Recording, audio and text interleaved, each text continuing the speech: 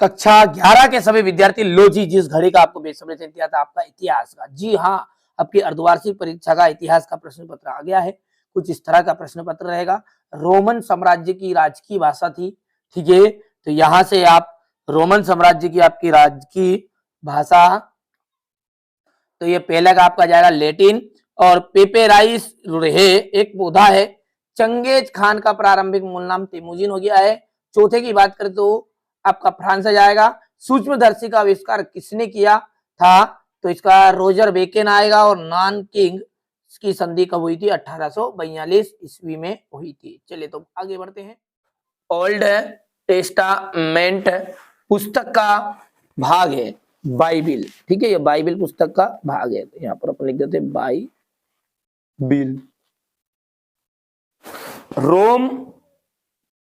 रोम आधुनिक देश में स्थित है, इटली में। यहाँ पर इटली भर देते हैं, आराम से शांति से करेंगे थोड़ा सा, है ना। मंगोल यायावरी समाज से संबंधित है, तो यहाँ पर सार्प समाज आ जाएगा, सार्प है,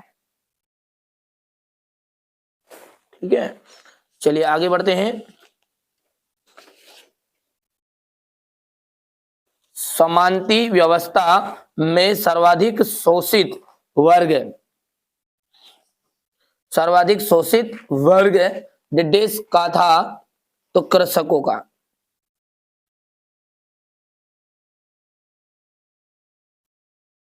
द लास्ट जजमेंट नामक चित्र के चित्रकार माइकल एंजिलो थे।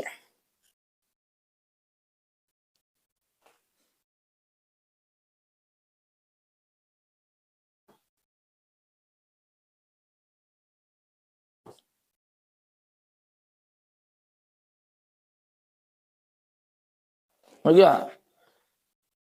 शोगन चीन का शासक था 1885 में।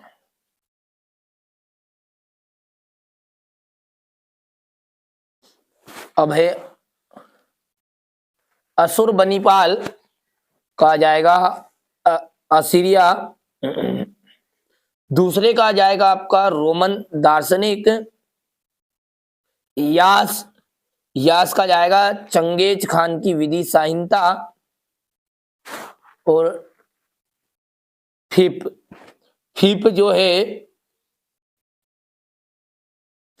और ये यहां से चौथा है ये। और टीथ का जाएगा चर्च द्वारा किसानों से लिया जाने वाला कर। पोप कैथोलिक चर्च का प्रमुख। और अंत में है James Cook, New South Wales, ठीक है भैया। यहां से बढ़िया सा स्क्रीनशॉट ले लेना, है ना। अब है मेसोपोटामिया में हेगिंग गार्डन किस शासक ने स्थापित कराया था, नेबुज दरेजार ने। यहां पर लिख देते हैं अपन ने।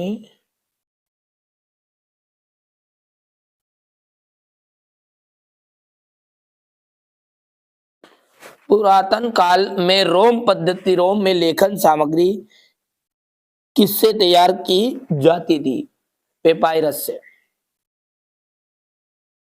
ये एक पौधा है ना।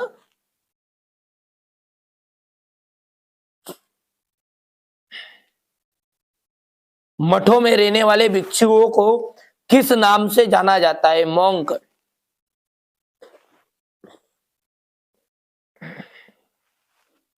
होपी किस प्रकार का समुदाय था, आदिवासी समुदाय।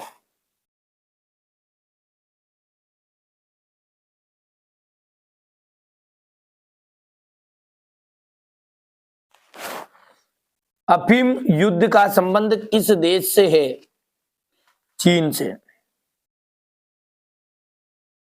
पहला अफीम युद्ध कब हुआ, 1840 ईस्वी में।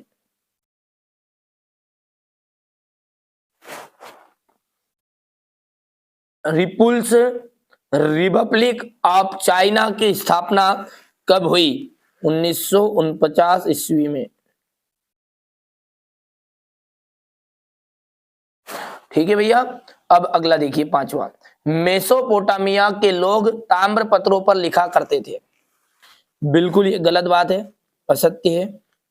यहां से सत्य सत्य आप कंप्लीट कर लेना, दूसरा भी असत्य रहेगा आपका, तीसरा सत्य है, चौथा सत्य रहेगा आपका, पांचवा जो है वो भी सत्य है, लेकिन छठा आपका ठीक है असत्य रहने वाला है।